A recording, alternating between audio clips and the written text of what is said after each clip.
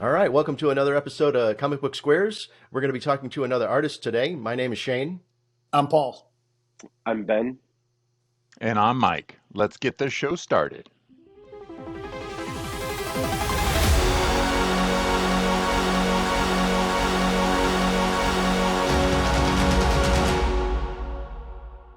All right, thanks for joining us again, everybody. Hey, today we have Jason Inman with us. We're going to be talking about his comic book, Super Best Friend. Jason, can you just tell us a little bit more about yourself and also about the book? Well, I am a Kansas farm boy turned veteran turned comic book writer. And so Super Best Friend, of course, originated from my love of Superman and Jimmy Olson. And since I had the job for a couple of years of hosting YouTube videos for DC Comics, I thought about, well, what is the perfect way to sort of condense and, distill that experience into a comic book format. And that all led into Super Best Friend and the creation of this character, Mattie Moore, who loves to record his best friend's adventures all over the internet. And that really, Super Best Friend, again, it's very much a look at superhero fandom and the lens of friendships, basically. Yeah. Man, I loved it. I thought I thought it was really fun. It was, thank you. I could tell you had I don't know, the writing was super tight, which is what I like. Because sometimes, we review and look at a lot of different Have comics. You told a writer on this podcast, like, look, I like your book, but it's way too verbose. I could tell there was like whole panels of just words. Yeah. I joke. I'm certain you've never told a writer that. Yeah. Not yet. Not yet. No, loved it, man. It was really fun, and I loved the new take on following the superhero and stuff, and then what could happen, especially in the age of the internet and stuff. It's like not like just Jimmy Olson with his camera anymore. It's following around on live feeds on. Well, fun fact: when I worked at DC Comics, I actually pitched this idea to them as a Jimmy Olson series, where I said, like, why isn't Jimmy a YouTuber? And this would have been like 2016.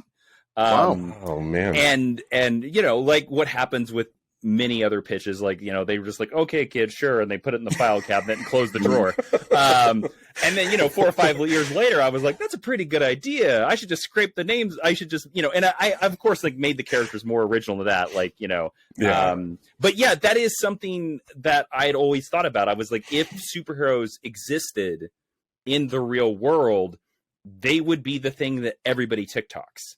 We TikTok cars doing stupid mistakes all over Reddit. Of course, we're going to TikTok, superheroes jumping off of buildings and stuff.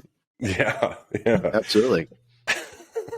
Yeah, man, I thought it was a really, really cool take, on that idea, and I love the the little pop-ups which would happen, as you're filming stuff, people saying things. It gives you a chance to add even more flavor to what's going on in the mind of the public, as they're kind of interacting with this real time. There's a movie that came out last year called Dash Cam, and had the same kind of idea where you're on the bottom. There's constantly stuff coming up there that it actually could add to multiple repeat viewings just from because it goes by so fast. But I got that same sense from this. Yeah, and that's the interesting thing too. Like, because I wanted to. I love doing that little stuff, and actually some of that in the new campaign I have coming up, I one of the tiers is that you can be like one of the chat comments. So like for all the chat comments in this entire series, in issue 1 and issue 2, they're all people I know. Nice. They're either people I know, or they are they're their username. Because some of those, kind of funny. Yeah. Because like one of my favorite ones is my best friend's son. He is one of the comments that basically is like Mattie. He's like, Mattie sucks. Like, and he loves that he is that comment. Oh my god, that's funny because I was gonna bring up that one. I was cracking up. That's hilarious. Yeah. I will say the last in the final, because the campaign is for the 3rd issue, and the last chat comment that I do in the issue, which is like 4 or 5 pages from the end, I made it me. I made it my username, and I cannot tell you what it says because it spoils the ending. I will just say, when you read it, it has a very metatextual take on it. So that's awesome. That's so cool. I love that. I love it. Yeah. How have the first two episodes been received so far? What's been the response? They have been really well received. The first two Kickstarters, they doubled their funding, which was great. The second one funded in less than 24 hours, which is something that I really hope I can do in the third one. At the time of this recording, I haven't launched it yet. But the thing I like the most that people say is they say, "Oh, it's very heartwarming," or "Oh, I know somebody just like Mattie," or "I felt like Mattie before." And any writer will tell you that any reaction, good, bad, anything, is like, as the writer, you won. Like, as a creator, like the same as like if somebody's listening to your guys' podcast, somebody comes up to you and is like, "Oh man, I loved issue or episode 35." Right. You're just like, then that made doing it all the worth it. Yeah. Right. Yeah, exactly. Hey, I'm wondering, okay, so I'm Paul and I, who unfortunately Paul couldn't make this episode, but we're both vets as well. Paul, thank you for your good service, guys. Yeah, well, thank you, man. And Paul with the Coast Guard, don't hold that against him. No, I was giving him a hard time. He must have liked boats. We give each other a hard time on the show too, and up to Air Force stuff. So, can you talk to me about this journey from? You said it at the beginning, Kansas farm boy to vet to then you mentioned you're working at DC, running the YouTube stuff. Like, can you walk us through that journey into comics? Sure. It's it might be longer of an answer than you wish, but I will give it to you. I grew up on a farm. Middle of nowhere, southeast Kansas, closest airport 3 hours away. The town that I claim, which is 2 miles away, it has a population in the 2020 census of 68 people. So, when I was a kid, comic books were like my imagination, sci-fi books, stuff like that. I had to get my comic books through the mail because I was nowhere close to a comic book store. So, of course, I dropped comic books when I became a teenager, like most people do, because you start becoming interested in the other sex or the same sex, whatever it is. They're way more important than comic books, right? So that happens. And, I joined the military because I bought the sales pitch. I joined when I was 17. I wanted to see the world, and I got to see a good chunk of it, which I was really happy with. And I actually got deployed to Iraq. And Iraq, I'd gotten a care package, and in the care package were a couple of comic books. It was an issue of Adventure Superman and an issue of Ultimate X-Men. And the Ultimate X-Men one piqued my interest because it was one of the earlier ones where, they'd redone the origin. Nightcrawler was an assassin. Wolverine had a goatee. And I said to myself, that is not the X-Men that I know. And I immediately wrote my friends and family and said, subscribe to this series, go buy me all the issues and put them in ship them over here because I want to read them. And that got me back into comic books. And eventually I came back, moved out to Los Angeles, and eventually I just started making YouTube videos on my own about comic books and comic book reviews. You can find them on my channel. And eventually DC, for their show DC All Access, was looking for a co-host. Luckily, my girlfriend, now wife at the time, said, "Oh, you should enter that." And I said, "I don't have a chance in hell." I entered it, I won, and then I became the host of DC Comics YouTube channel for 3 years. That's amazing. And took the chance. Yeah, I mean, it's just pure, and a lot of what helped me with that, and this is why I say to anybody that wants to do anything creative, like podcasting or YouTubing, anything like that, just make it. Yeah. Doesn't matter the quality level, anything like that. You'll figure out the quality as you go. But they told me that part of the reason why they hired me is because they could look at my YouTube channel and they could see that I had basically been making videos about comic books for the last 3 to 4 years. Wow. Yeah. So they knew I wasn't that I hadn't just created a YouTube channel just for that. I had put and talking to so many of those creators is what inspired me to get into the writing side of it as well. Because I was like, oh, well, that's an interesting idea. And, that seems pretty simple. And then that led to me making my own comic books and doing Kickstarter. And I mean, now I'm working for CBS television. So yeah. Wow. That's awesome. Congratulations on all your success, Thank you. man. Thank you. That's unbelievable. Yeah. It's a weird journey, but that's the cool thing about life. Like, you never know where it's going to take you. And, you know, I'd rather take a shot and it fails than to always wonder, well, what if I had made that podcast, or what if I had made that comic book? I mean, this was the same one where I Super Best Friend all happened because in like 2019, I was sitting there thinking to myself, that was a good pitch. It's a shame that nothing's going to happen with it. And I just started, I was like, what happens if I just write it and make it my own? And now it here is a complete miniseries. Yeah. Yeah. That's awesome. So awesome. Yeah. That's that saying, you know, oh, sorry. Oh no, man. I'm probably going to echo what you're thinking about. Just, you know, if you don't take your shot, I mean, you won't know. You know? Exactly. Yeah. Exactly. Yeah. That's what, that's, you know, you like the worst regrets are the regrets of the things you didn't do. Mm-hmm. You know? Well, it's like Wayne Gretzky says, like, you regret all the shots you never take. Yeah. Exactly. 100%.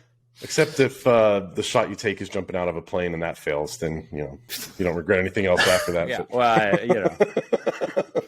No, I'm just kidding. Right. I thought about that when the one time I went skydiving. I was thinking on the way down. I'm like, man, I took my shot. I really hope this pays off. Yeah, I hope this parachute actually opens. Hope this works. Yeah. Yep. Well, what I'm kind of curious about is, you know, you kind of did a different take on this. You know, where did the you know, you pitched the idea as originally a Superman, you know, idea. What brought you to the point where it's at right now? How you kind of twisted it and turned it on its head a little bit? Well, you know, the interesting thing about it was that, you know, using the Superman archetypes.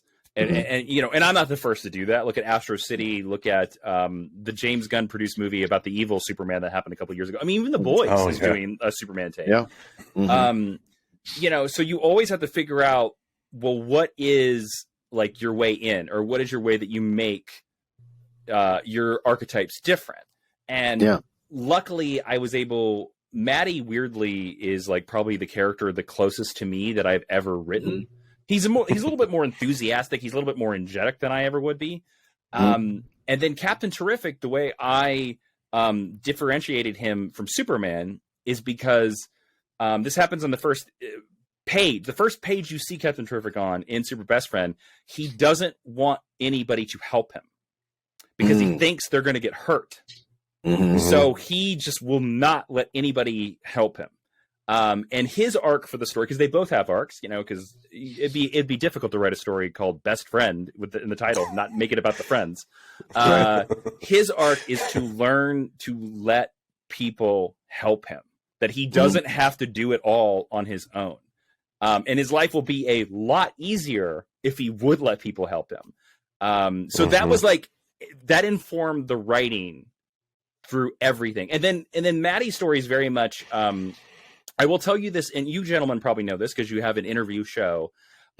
Sometimes the negative side of interviewing people is that you can get into that weird headspace where you think to yourself, I'm not as cool as that person, or I'll never be as good as that person, or I'll never be as talented as that person. It's 100% true. I did it when I worked for DC because I was talking to like the best of the best of the best, right? And sometimes movie stars and stuff like that. And it's hard not to think to yourself, I'll never be as good as them. And so Mattie's journey in Super Best Friend is very much the idea of he doesn't think he's as valuable as the heroes that he talks to. And all the heroes are like, no, you are. You just have a different talent. And that leads to, that's why I'm so happy because I don't know if many people who have read this series so far have predicted what Mattie's destiny is. I've gone to conventions and stuff like that, and people reading the book. A lot of times people think he's going to become a superhero. And I will tell you right now that is not what happens to him.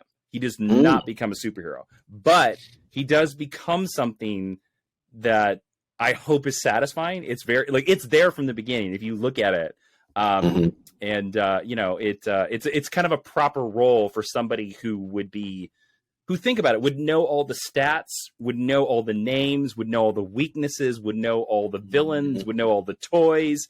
Like there's a way to sort of use that knowledge in like probably a more productive way than just filming people. Right. Interesting. I can't wait to see. Wait to see that. I love it. I love it. Yeah, because I loved where it was headed, and I was like kind of thinking along those lines. Because I one of the I'm sorry, I don't mean to. I will flat out say he does put on a super suit in the final issue. When you see the Kickstarter campaign, I spoil that on there, but that is not the ending. So okay. Well, I was like, and this is not a comparison to like between the books at all, because it's two different. But I started thinking of one of the first ones we reviewed was Radiant Black. And you had a character that you did not think at all was going to become a hero, and he was just doing his thing, and then all of a sudden he has to step up. Yeah. So when I was reading it, not that the stories were similar, but like I saw Mattie, I was like, so he's going to eventually find his, power. But no, that's good. Now I'm excited to. and that's totally fine, because like everybody that is like stepping on the archetypes, and Radiant Black is too.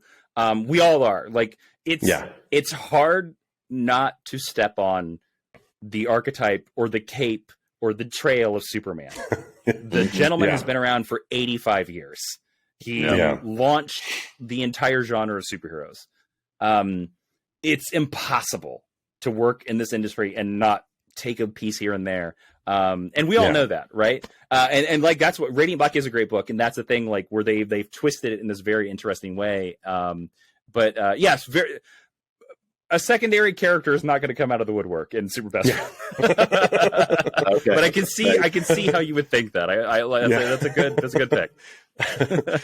No, but you're right. I mean, like, whenever I was reading the Radiant Black series and their other spinoffs and stuff, it's like the Power Ranger. Somebody talked to me about the Power Rangers, and I was thinking, there's different plays off. Everybody's playing off, some other archetypes and stuff. But as you said, you can't like write a hero without like some of those archetypes, like Batman or the Superman, Wonder Woman and stuff. There's similarities. The Boys, I think, obviously you mentioned them earlier, plays heavily into those tropes. But I think it's difficult nowadays with decades upon almost a century of storytelling to like get away from that. It's interesting. See that.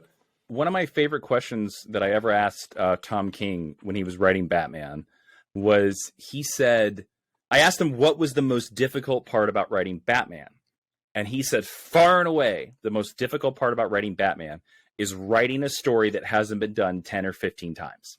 And when you think about that, and think about like Batman having, so it's funny, like I've been on a lot of podcasts talking about Super Best Friend, and the one question I get a lot is people are like, how do you make it different? Or like, are you worried that people are going to be like, well, you're just copying Superman and Jimmy Olson? And the answer that I always give them, and the answer I give everybody, is the thing that makes it different is the writer. What you put into it makes it different. So if you can put like more of yourself into it, the more different it's going to feel, instead of just feeling like a Xerox. Yeah. That is you're actually one of the first people that I've heard say that, and that is 100% true statement. I have a good friend of mine who had a TV show on Comedy Central for a little bit, and for a little bit he was worried that they were just going to take his idea essentially and run with it. And the executives actually sat down with him and said, "No, why would we do that? We picked the show up because of your voice. Nobody else is going to write it in your voice. That's why we bought the show. Not for the concept. Anybody can come up with a concept, but to hear your voice every time is what's going to make it different and unique." So it's the only way we're ever going to beat the AI Skynet chatbots as well. Exactly. Yes. Yep. 100%. It's coming. Oh, it's coming fast. It's already here. I know. It is for sure. Well, I wanted to ask one quick thing. Sure. Your background in all those years of working with DC and being kind of mainstream comics, and now here you are doing indie. Did you have an indie connection prior to coming from that world of DC? And kind of what did that look like, and why you decided to go that route? I did have an indie connection, and that is not many people know this, but I worked for about a year for Joshua Hale Fialkov, who wrote for the Ultimates, and he wrote this amazing indie series called The Bunker for Oni. Okay. He doesn't write comic books really anymore. He works mainly in television. He's a brilliant writer. He's a very nice man. And he always did indie stuff. And so like that was the first time that I realized the power of indie and also the power of like you owning it yourself. Mm-hmm. But you know, I did an independent or my first comic book was that I co-wrote with Ashley Victoria Robinson, Jupiter Jet. We did with Action Lab. And there to me always seemed like, look, it's the dream. Many comic fans don't realize this. The dream is that your independent creation is the biggest comic book in the world. Mm-hmm. Like, you know, if you were to ask the question to most comic book creators, you say, okay, do you want to be two amazing creators? I'm not knocking either of them down. Do you want to be Len Wein or do you want to be Todd McFarlane? I don't know. Len Wein, lovely man when he was still around. One of the most, I honestly think he's the most talented comic book writer, mainstream comic book writer of all time. I mean, the man invented Wolverine and Swamp Thing, for God's sakes, among many other hundreds of amazing characters. But you know, he didn't do much creator-owned work. Tom McFarlane did a little bit, mainly all creator-owned work, right? Yeah. I don't know many creators that would say Len Wein. I think most of us would say Tom McFarlane because you want, you know, Len made so many amazing creations, but he didn't own a single one of them. Right. You know, he doesn't own Wolverine. Can you imagine if he owned Wolverine? He'd be the richest man in the world. I mean, he would have died as rich as Bill Gates, you know. But you know, that was owned by Marvel, and Todd McFarlane has been able to create this like little niche. So like I love that entrepreneur spirit, and the thing that keeps bringing me back to Kickstarter is the fact that I get to do whatever I want, and nobody can tell me no. And I have found an audience that wants that product. Like I can be like, I'm going to do a pin. I'm going to do a foil cover, which I did for issue 1. You know, like most publishers would be like, foil covers, it's not the 90s. And I'm like, screw you. I want to do a foil cover. Like, I don't care. I think that sounds fun. That's also that's a big thing too, is like, I love comic books as they are right now. And this is not me. And I love crime comics. I love horror comics.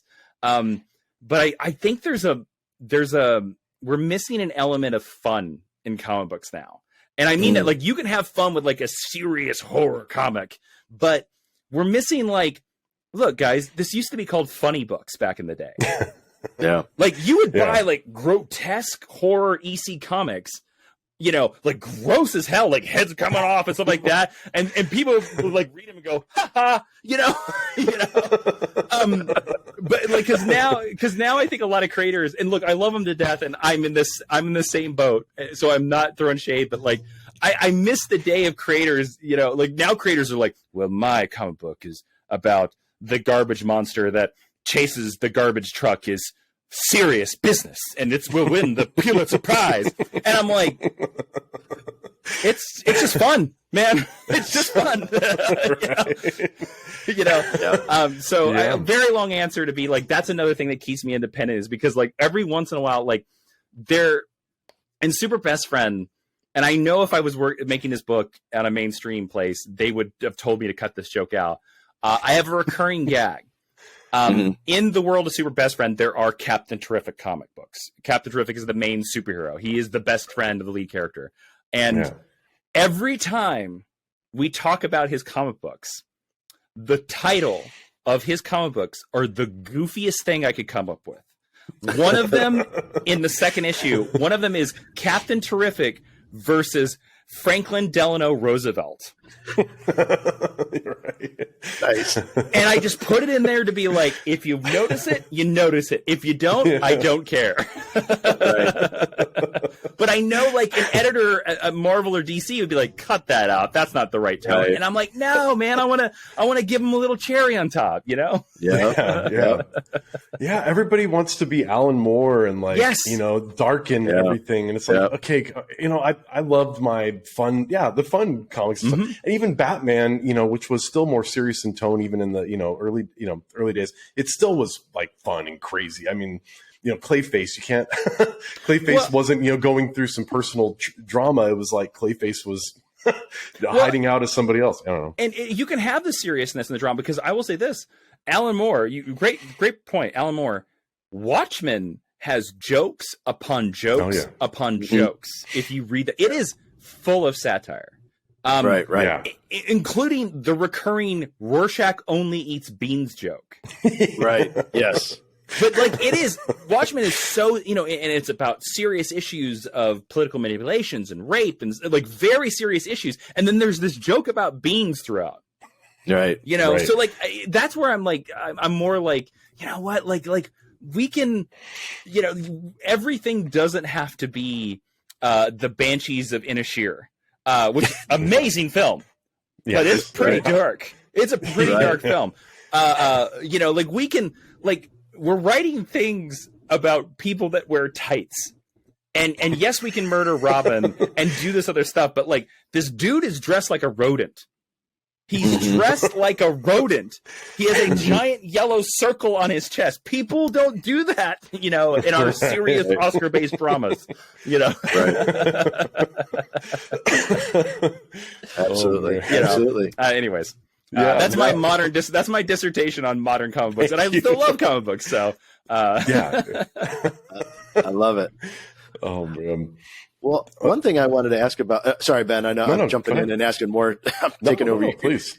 Normally we jump back and forth, but I had a quick question about your artist and how you found that person. And I found the artwork, even though it's got kind of the hard black outlines and it's got kind of a traditional comic booky style. One thing that really was interesting to me is that there's like instead of like the detail in some of the muscle stuff, there's more like a brushstroke kind of a style to it, which I found really interesting and unique. It's just a subtle thing, but anytime there's a little difference in traditional comic book art style, it just kind of stood out to me. And I just want to know how did you discover this person? And so when it's great, and the brushstrokes are amazing. So I'm actually worked with two artists on the series. The guy who drew issues 1 and 2 is George Cambadise. And I found him on Twitter actually, because he kind of sparked the whole thing, because I was working on Super Best Friend and I was coming up with the first issue and what it would be.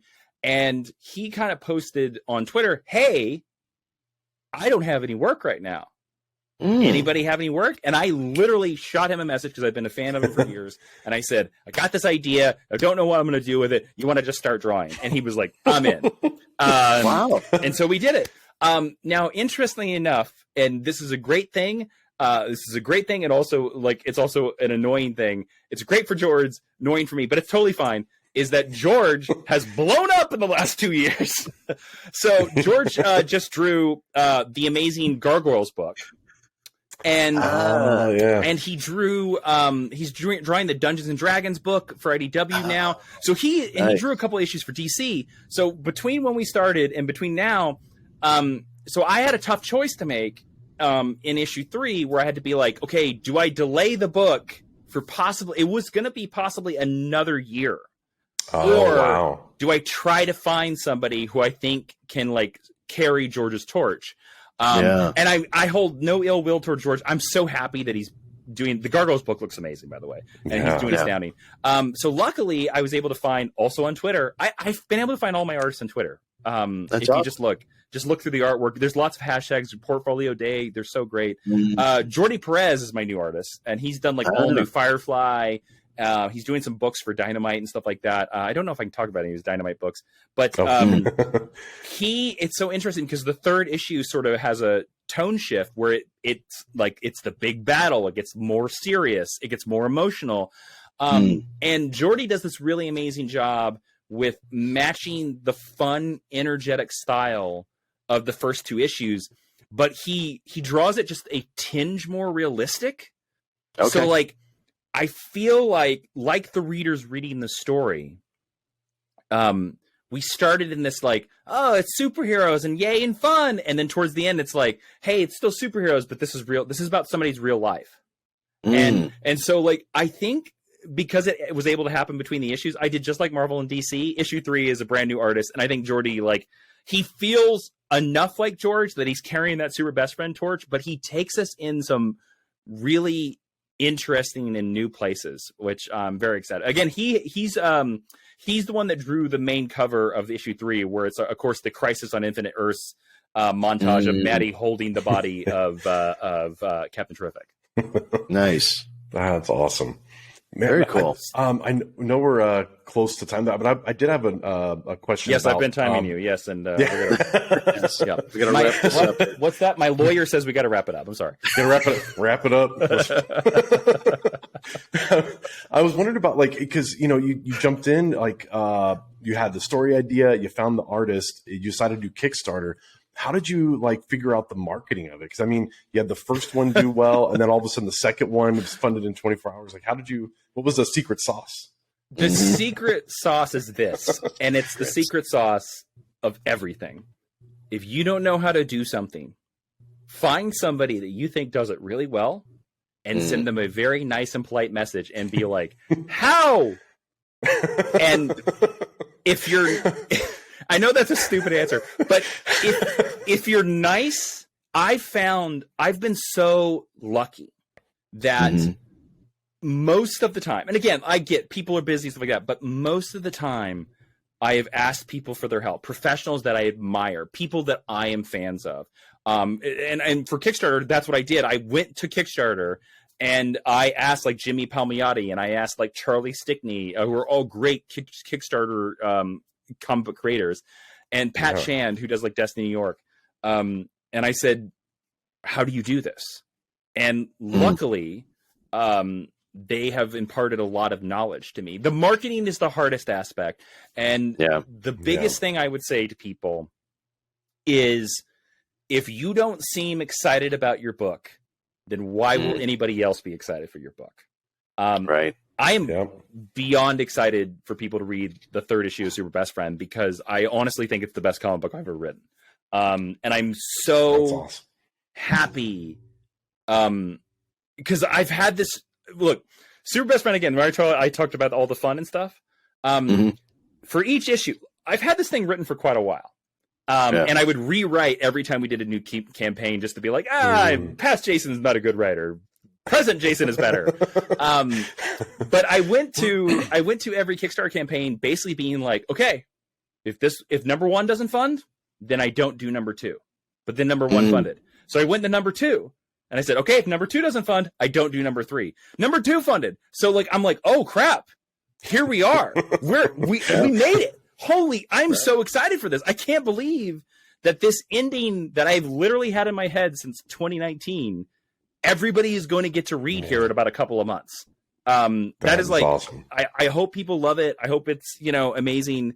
But so seem excited and don't just share the same thing every day. The biggest mistake I see on Kickstarter is people will just share the cover over and over. And you got to find new ways, because sometimes the cover is not enough, right? It's same as a podcast. Like sometimes you have to be like, well, I have, like you mentioned, the brushstrokes. Like, look at the artist doing these brushstrokes, and that might catch somebody's eye. They might be like, "Oh, I didn't like your cover, but I do like those brushstrokes," or "I don't like your cover," or "I like your tier that you talked about 2 weeks in. I didn't know you had this tier." So it's all about variety and excitement, and if you have that, and then you have a solid book, you'll fund every time. You will find your audience every single time. That's awesome. Everybody write that down. So yes, hope you're taking notes. I hope so. There's a quiz at the end. So, Jason, your YouTube channel still up? It is. I don't really post regularly to it, but I'm actually thinking about I'm working on trying to come back to posting regularly on it. But yes, youtube.com/Jawin is the channel. JAWIIN. It's the first two letters of all three of my names. There you go. Yes, Jason William Inman is my full name. It comes from in high school we had to, and I was in an art class, and they were like, design your own production company, and I said, how do I say my name without sounding pretentious? And I came up with Jawin. There you go. So, that being said, I'll ask this to the panel right now. I'm actually debating like just making it my name, because SEO and Google search has just become a thing now. Like we're just like, should I just make it Jason Inman? I don't know. We'll see. I would think so. I mean, no, I think, it's funny you say that because I think it's a good idea. Number one, my vote is yes. So my name is Shane Walsh. And if you type in Shane Walsh in a Google search, it's going to come up? John Barenthal from Walking Dead. Is that his name in that series? That's his name. It's Shane Walsh. It's Shane Walsh. So I'm screwed. I got to make up a new name for myself, or else nobody's going to find me. Here's the funny thing, and I would not. Here's the funny thing about working. I've been so lucky to work in television for like the last 4 years. The funniest thing about that is that on television shows there is a position called the script coordinator. The script coordinator goes through the script, does the proofreading, but part of the script coordinator's job is to also work with a legal coordinator to do Google searches to see if anybody out there in the world has a name similar to a character name. And generally, if they find somebody, they ask the writer to change the name because of lawsuits. So here's the funny thing about that. Apparently, Frank Darabont, script coordinator on the first episode of The Walking Dead, didn't do their job because they didn't find you. They didn't find it. Well, okay, you know what? I'm going to share a funny story. Sure. Okay, so we go. My family and I go to Comic-Con, and comic conventions all the time. So John was at a Comic-Con, and I went up to him and I brought out my ID, and I like, I'm Shane Walsh too. And I had him hold up a sign that said, I'm Shane Walsh, and I held one that said, I'm Shane Walsh too, right? And so, unbeknownst to me, a buddy of mine in Chicago thought that was hilarious, and he brought his daughter, and she held up an iPad with that photo, and they held up signs that said, I know Shane Walsh. And I know Shane Walsh too. And I know Shane Walsh too. So then he came back again to Comic-Con in Phoenix, and I did the same thing, and he's like, and I walked up and he's like, Shane Walsh. I'm like, out of the thousands of people that you meet, how do you remember? I mean, my name? you have that's an amazing story. You're also lucky that like you of course have the name that he looked at for like 5 years. Yeah. Like cast list Shane Walsh. All right. Too funny. Wow, that's amazing. That's really rad. I hope you go see him every con. Oh, if he comes back, I'll definitely go see him again. Yeah. I'm Shane Walsh, damn it. Yeah, damn it. That's the title. That's the title of your memoir. I'm Shane Walsh, damn it. I'm Shane Not Walsh. John Bernthal. And then have that picture as the cover. Yeah. He's a super nice guy. Super nice guy. Yeah. That's awesome. That's rad. Yeah. Oh man. Well, this was too much fun. I love talking to you, Jason. You can come on the show anytime. Well, I want to thank you. And guys, this has been a pleasure. I don't know why your name is Comic Book Squares because you're both two cool rad dudes to me. Oh, so I'm blushing. So, No, thanks, man. Hey, I just want to let everybody know, make sure you check out the show description and on YouTube, or if you're listening on the podcast, look at the show notes. We're going to have the links to the Kickstarter campaign so you can sign up. May I shout out the super easy link? It's superbestfriendcomic.com. If you go to superbestfriendcomic.com, it will take you right to the Kickstarter campaign because those long Kickstarter links are just kind of annoying. Yeah. We'll have that. So superbestfriend. You said, what was it again? Superbestfriendcomic.com. Because there is already a superbestfriend.com. That's not it. Superbestfriendcomic.com. And we'll have that link down in the show notes. And then, Jason, I could put the link over to your YouTube channel as well, and maybe that'll, you see more people coming over. Yeah, okay. Please, like I said, we will do videos over there randomly. There we go. We want to come back. We want to do it. It's just it's hard with a full-time job. Oh yeah, I imagine. Yes. Mm-hmm. Yeah. Or Yeah. I think we all know. We're all content. You guys are content creators too. You know too. Yes. Oh man. Well, thanks for coming on, Jason. Thank you, awesome. guys. It was an absolute pleasure. Thank you. Thank you so much. I wish I could have met the other co-host. So because is he the gentleman that's in Chicago? Yeah. So okay, because you're Paul's in Phoenix Chicago. boys. Yes. Yeah. Yes. So, anyways, I met the Phoenix boys, and the Phoenix boys were great, Yeah. and I hope the Chicago boys also great. I don't know yet. I can't confirm. Maybe next time. They're all right. Next yeah. time. It's been an absolute pleasure, guys. It's so much fun. Thanks so much. Thanks. All right. Well, thanks for tuning in. This was another fantastic episode. And please hit the like, subscribe, and notification bell so we can keep bringing you content like this. And we'll see you on the next one.